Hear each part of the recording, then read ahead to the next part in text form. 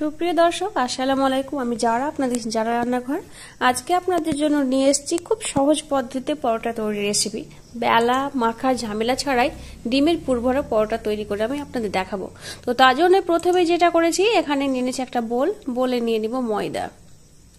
এখানে আমি 1.5 কাপ মতো ময়দা নিয়েছি। আপনারা যে পরিমাণে করবেন সেই পরিমাণে ময়দাটা নিয়ে নেবেন। আর দিয়েছি অল্প একটু লবণ, তারপর জল দিয়ে এটা মাখাতে থাকতে হবে।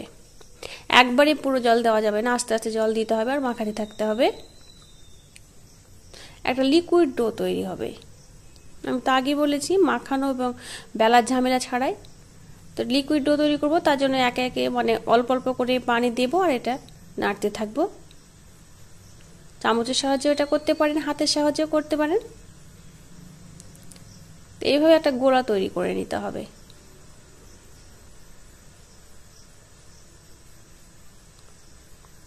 এই গোলার কতটা ঘনত্ব সেটা আমি আপনাদের দেখিয়ে দিচ্ছি, দেখে বুঝতে পারছেন। খুবই পাতলা না বা খুবই ঘন না।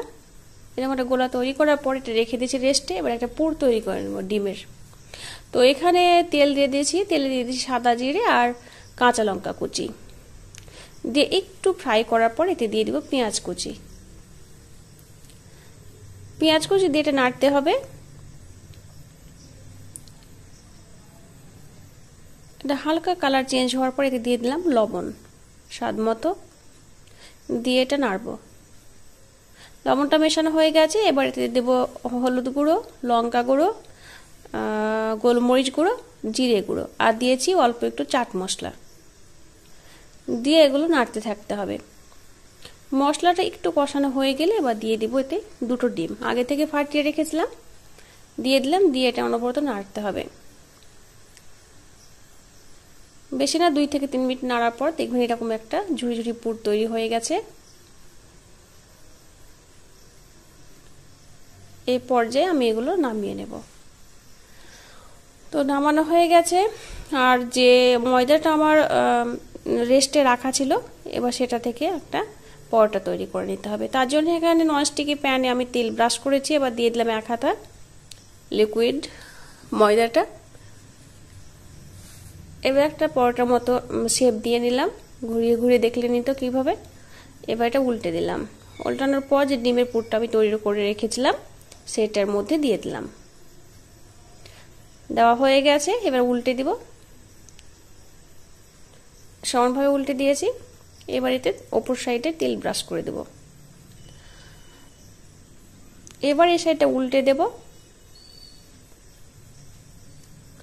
আর একটু প্রেস করে করে এটা সেঁকে নিতে হবে।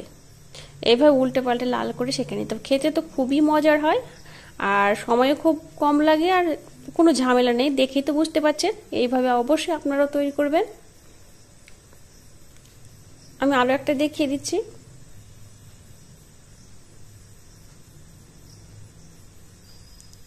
আপনারা যত বড় করবেন সেইভাবে সেই রকম সাইজের একটা প্যান নিয়ে নেবেন আর সেই রকম ভাবে ডোটা দিয়ে দিবেন। একদিক শেখা হলে আবারও আরেকদিক উল্টে দিতে হবে। ঠিক প্রথমটা যেভাবে শিখেছি এইভাবে আমি সবগুলো তৈরি করে নিয়েছি। তো খুবই এটা মজার হয়, আপনারা অবশ্যই বাসাতে তৈরি করবেন। আর যদি ভালো লেগে থাকে আমার চ্যানেলটাকে অবশ্যই সাবস্ক্রাইব করার অনুরোধ রইল।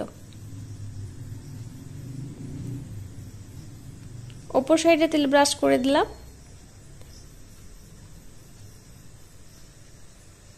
এক সাইড একটু সেঁকা হয়ে গেলে আরেক সাইড উল্টে দিতে হবে। এইভাবে সবগুলো আমি উল্টে পাল্টে শিখে নিয়েছি। খুবই কম সময় লাগে। তো যাই হোক, আমার সবগুলো তৈরি করা হয়ে গেছে। তো আজকে এই পর্যন্তই। চলে আসবো পরবর্তী পর্বে নতুন কোনো রেসিপি নিয়ে। ততক্ষণ মতো আল্লাহ হাফেজ।